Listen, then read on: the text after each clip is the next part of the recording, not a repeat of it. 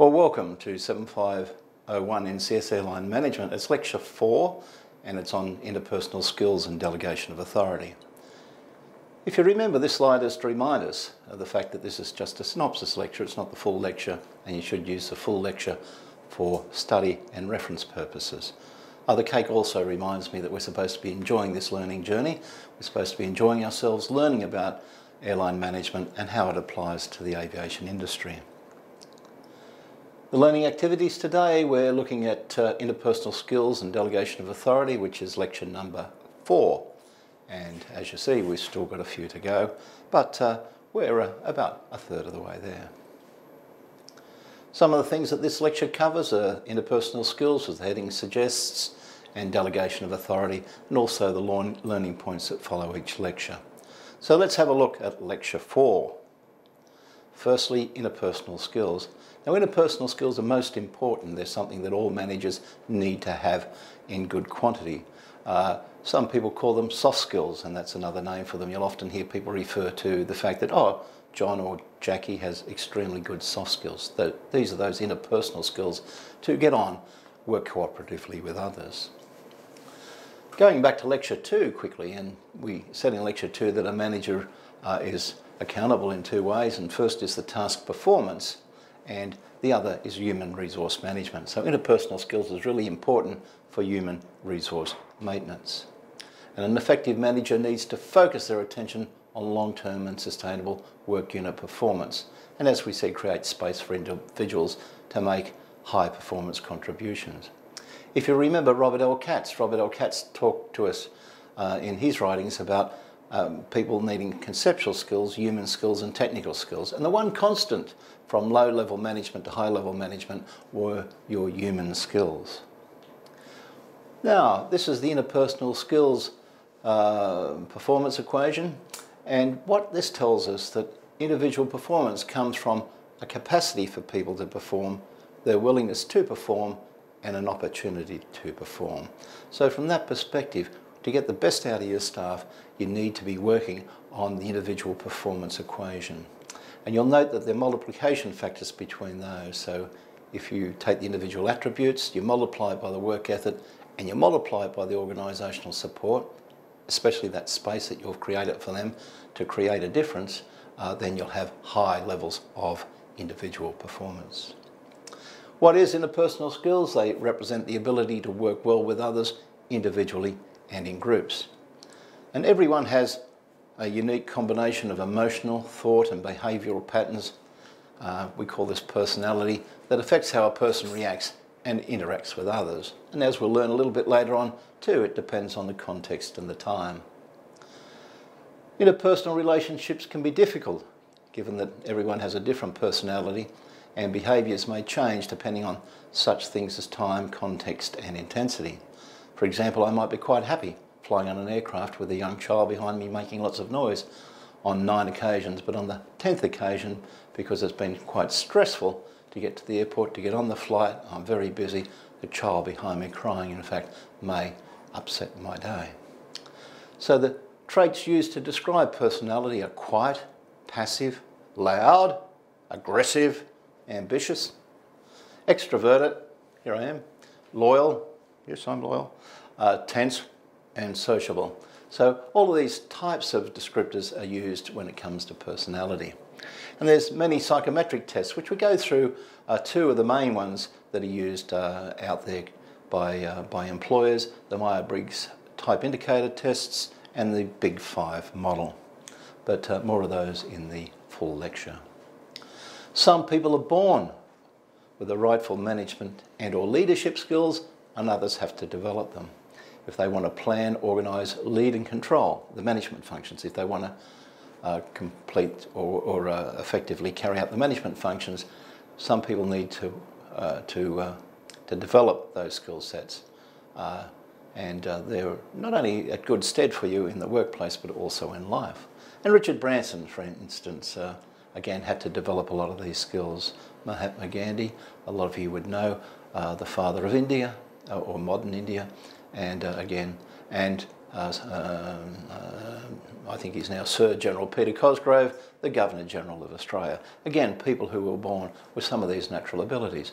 But for mere mortals like you and I, we actually have to learn how to have those types of interpersonal skills. Now there's two kinds of managers, said Gilbert Hedges, winning managers and ex-managers. And again, that's something to bear in mind. To be successful as a manager, it's like a little bit like a marriage. To be successful, you need to be working hard at it every day. There's a debate about whether managers need to be leaders or leaders be managers. And the difference is that a manager is appointed and they have a legitimate power based on formal authority.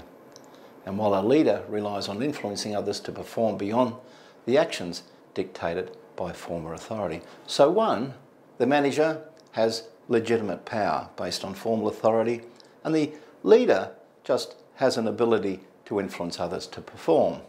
So from that perspective, there was a lot of discussion back in the 60s and 70s, for example, whether in fact you could teach people to be managers. So when management came along in America as a discipline, people said, no, you know, to run an airline you need it to be a pilot.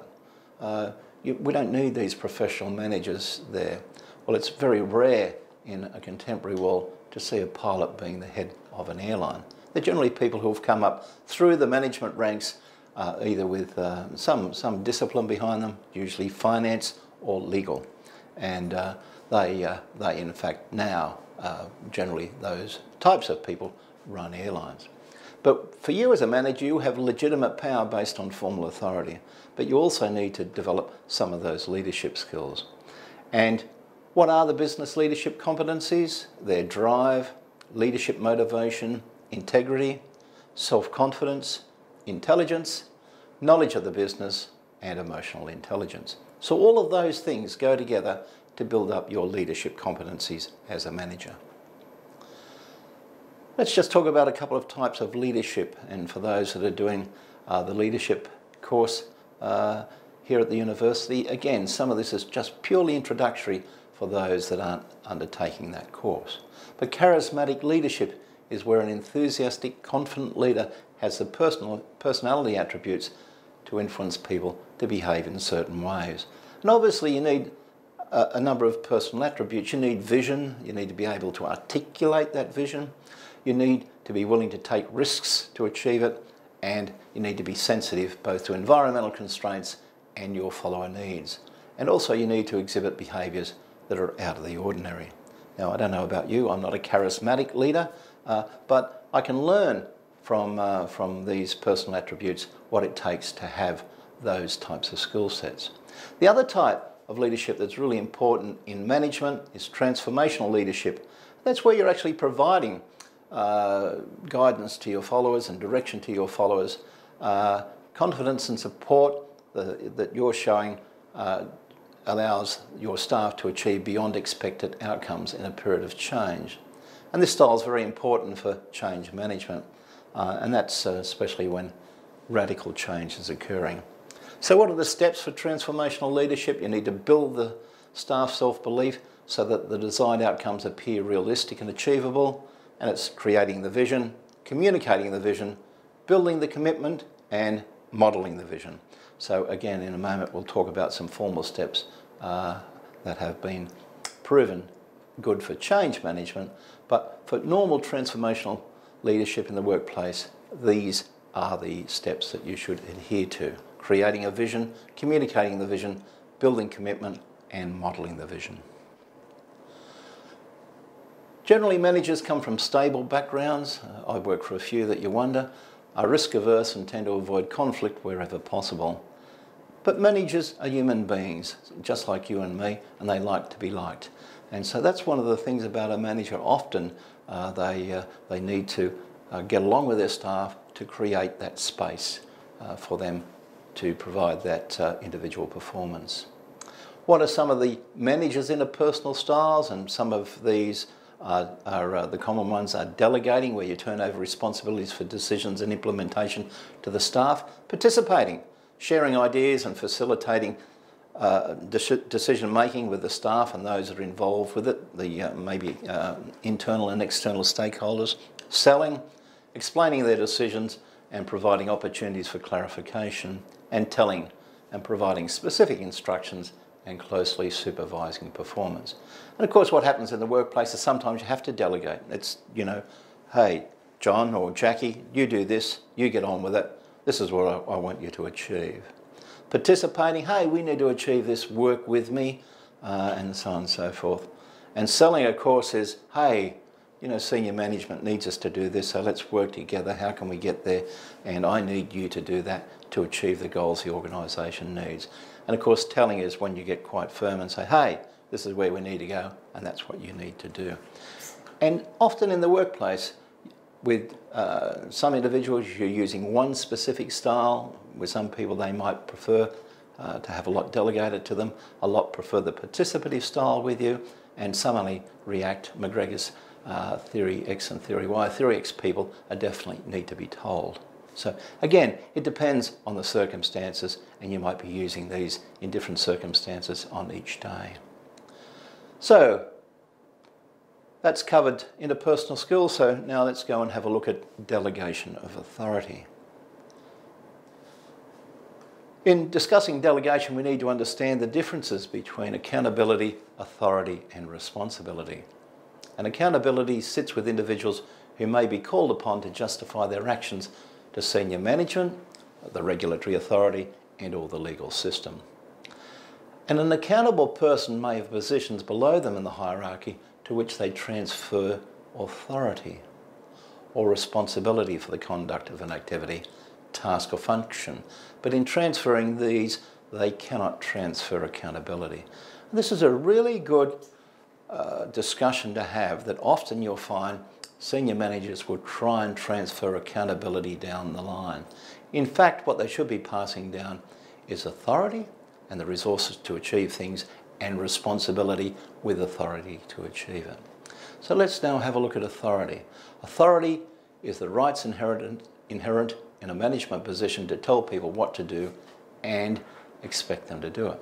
So when you have the formal authority of your organisation, you're using authority, the delegation of authority, in which to complete your tasks. Responsibility is the duty to perform an activity, task or function that an employee has been assigned. So when you task someone, you give them the responsibility to perform that task. And I've made a note again to talk about this delegation of accountability. And we need to make sure that when people use the term delegation of authority, they're not including accountability. For example, if you're running an airline, the accountable person to the safety regulator, like in Australia, the Civil Aviation Safety Authority, that person that has accountability has legal accountability which can't be transferred. Delegation. What is delegation? It's a process that managers use to transfer power and responsibility to positions below them in the hierarchy. And the higher the level in an organisation, the greater freedom and scope there is to make decisions.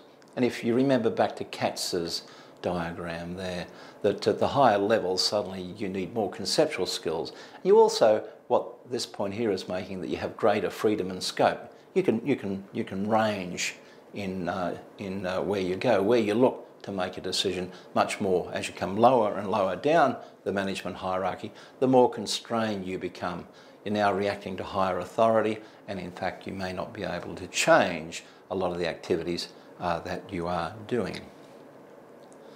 So from that perspective, if we go back to lecture 1, where we talked about the strategic, operational and tactical levels, you'll often find that at that strategic level people are thinking about what the organisation is doing. At the operational, we're thinking about which resources shall be used and which tasks we shall complete. And then at that tactical level, where it's the doing part, the how part. So again, the ability to free range down that hierarchy becomes more limited.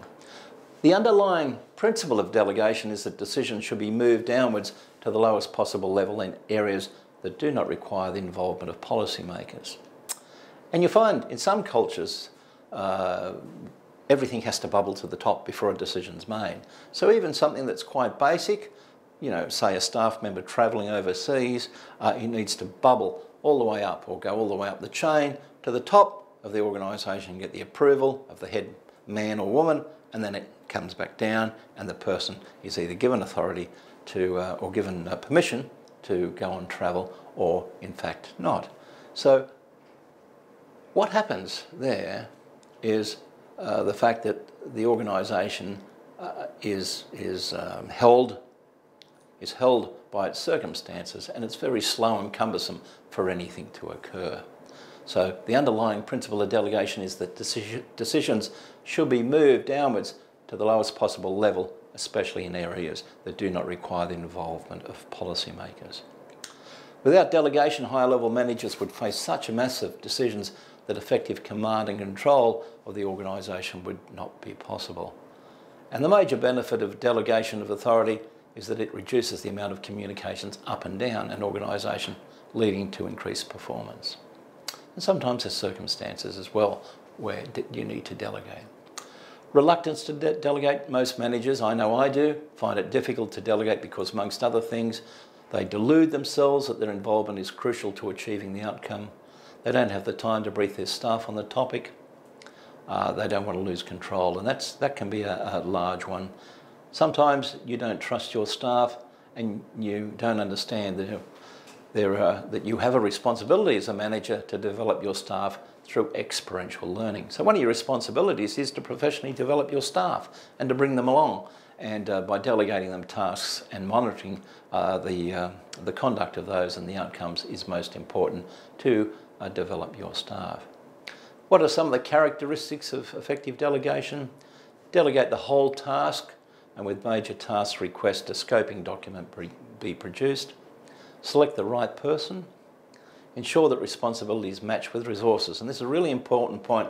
If you're asked to do something and you're not giving the appropriate resources, well, what's the point of giving you the responsibility? And you should put up your hand and say, hey, I need resources to achieve this responsibility. You need to give thorough instructions. You need to encourage regular progress reports and welcome feedback. And you also need to evaluate and reward performance. Sometimes staff can be a little bit like children. You need to praise them, possibly give them some status or some monetary rewards.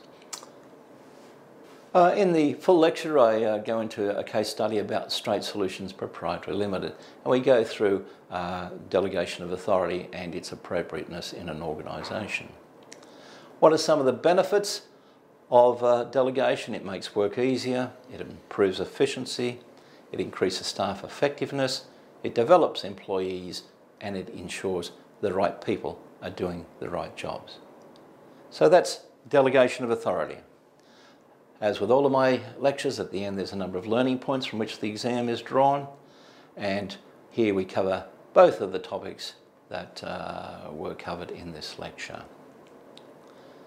So what have we covered? We've talked about interpersonal skills, we've talked about delegation of authority, and I've presented the learning points.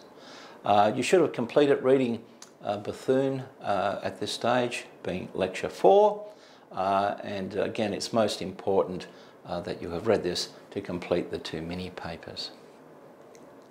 And next week we'll have a look at ethical behaviour and corporate social responsibility. So that brings to an end the synopsis lecture 4. Thank you very much for your attention. I look forward to seeing you next lecture.